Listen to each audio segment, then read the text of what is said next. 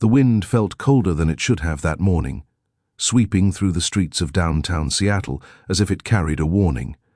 Mark had just picked up his 6-year-old daughter, Hannah, from her weekend art class, and the two were walking back toward the parking lot, hand in hand. Everything felt ordinary, until Hannah stopped suddenly, her small fingers tightening around his, her wide eyes fixed on something ahead, and in that moment, Mark felt the world shift the way it sometimes does right before life takes a turn you never expect. A woman sat slumped against a concrete pillar, wrapped in a thin, worn jacket, her hair messy, her face pale from exhaustion.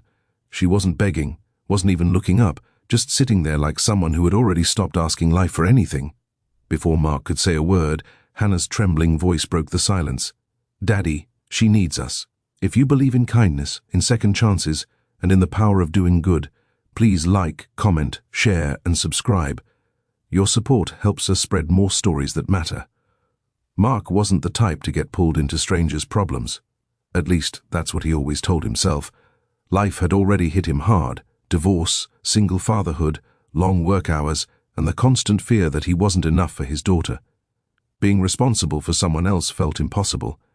But as Hannah tugged his hand and stepped closer to the woman, something heavy pressed on Mark's heart. Maybe it was the way the woman's shoulders shook slightly from the cold, or the way she tried to hide her face so no one would see her breaking.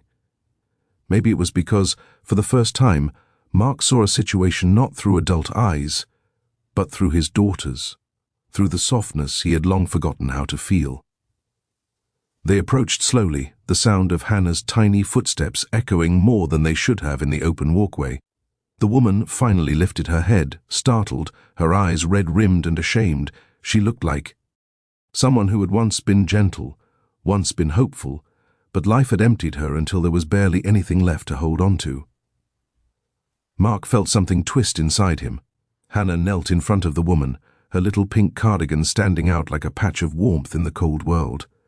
Hannah didn't speak. She simply looked at her with a kind of pure concern adults rarely offer. Mark cleared his throat and forced himself to speak, asking if she was okay, if she needed help. The woman hesitated, as if unsure whether she deserved to answer. She whispered that her name was Rachel, that she had lost her job a few months earlier, then her apartment, then everything else. She said it quietly, not fishing for sympathy, just stating facts like someone who had accepted defeat. Mark felt shame burn in his chest for the times he had walked past people like her, assuming they had made the choices that led them there. Rachel didn't look like a choice. She looked like a consequence of life coming at someone too fast. Hannah reached into her small backpack and pulled out her water bottle, placing it gently beside Rachel's leg. It was such an innocent gesture, so simple and yet so enormous, that Mark felt a sting in his eyes. He hadn't taught her that. She'd learned compassion on her own. Or maybe she had always had it, waiting for Mark to finally stop rushing through life long enough to see it. They helped Rachel stand, and Mark guided her to a nearby cafe. People stared at as the three of them walked in, two neatly dressed individuals and one woman who clearly didn't belong. But Mark didn't care. He ordered hot soup, a sandwich, and coffee for her, and as she ate, she kept apologizing. For her appearance, for taking their time, for existing. Each apology felt like another blow to Mark's heart. He listened as Rachel shared how she had been an administrative assistant for years until the company downsized, how one setback turned into another, how her savings disappeared faster than she expected.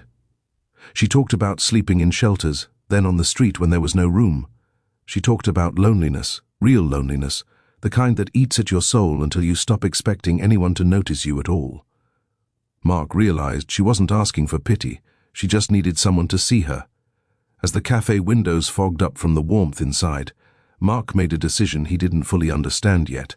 He found Rachel a motel room for the week, anonymously covering the cost so she wouldn't feel indebted. He told her he'd help her look for job openings, help her get back on her feet. She cried softly, the kind of cry that comes from hitting rock bottom and suddenly feeling a hand reach down to pull you up. For the next few days, Mark and Hannah checked on Rachel. They brought her clean clothes, toiletries, and groceries. Mark helped her update her resume and drove her to job interviews. The transformation was slow but visible. Rachel's eyes regained a spark, Her posture steadied, her voice grew stronger. She wasn't healed, but she was standing again. One evening, after dropping off some paperwork for an interview, Hannah asked her father why they were helping Rachel. Mark didn't answer right away. He looked at his daughter, really looked, and saw the question behind her words. She wasn't asking why Rachel deserved help. She was asking why adults so often walk past people who need it. With a tight throat, Mark told her the truth, because people forget they have the power to change someone's life with just a little kindness. Hannah smiled and wrapped her arms around him, and that moment stayed etched in his heart. 2 weeks later, Rachel received a call. She had gotten a job as a receptionist at a local clinic. When she told Mark and Hannah, she broke down crying again, but this time it was from relief. She hugged Hannah first, holding on to her like she was the small light that had cracked open her darkness. Then she looked at Mark, and though she didn't say thank you, out loud her expression said everything. If this story touched your heart, please like, comment, share and subscribe. Your support helps us continue creating meaningful stories for you. Before the story ends, comment below, kindness matters. In the weeks that followed, their lives returned to normal, but something in Mark had changed forever. He found himself noticing people more, listening more, caring more. Helping Rachel hadn't solved the world's problems, but it had reminded him, and taught Hannah, that compassion doesn't just save the person who receives it, it saves the one who gives it too. And every time they walked past the street where they first saw Rachel, Hannah would squeeze her father's hand a little tighter, as if reminding him of the day she taught him how powerful one small whisper could be. Because sometimes a child sees what adults forget. That one act of kindness can rewrite someone's entire story.